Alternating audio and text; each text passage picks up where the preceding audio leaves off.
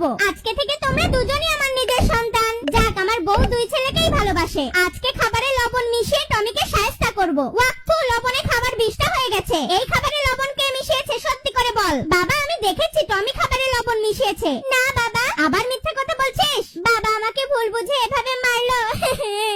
বিল্লু, যা টয়লেটের কোমোটের উপরেই আঠা ঢেলে দে। আজকেও টমিকে মার খাইয়ে নিব।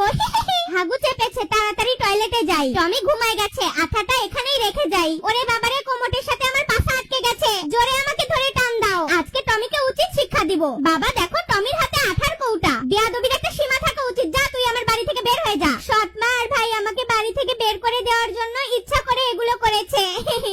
অনেকদিন পর একটা বিড়ালকে পেয়েছি, দাঁড়া, ধরতে পারলে তোকে গিলে খাবো। বিল্লু, তোর মাথায় সেই বুদ্ধি বেটা। টমিকে এভাবে ফাঁসিয়ে বাড়ি থেকে বের করলি। সর্বনাশ, তার মানে তোরা দুই মা বেটা চক্রান্ত করে আমার ছেলেকে বাড়ি থেকে বের করেছিস। যা, এই মুহূর্তে তোরা আমার বাড়ি থেকে বের হয়ে যা। আমার ছেলেটা রাগ করে কোথায় চলে গেল? ওই তো টমি। টমি, আমাকে মাফ করে দে বাবা, আমি তোকে ভুল বুঝে বাড়ি থেকে বের করে দিয়েছিলাম।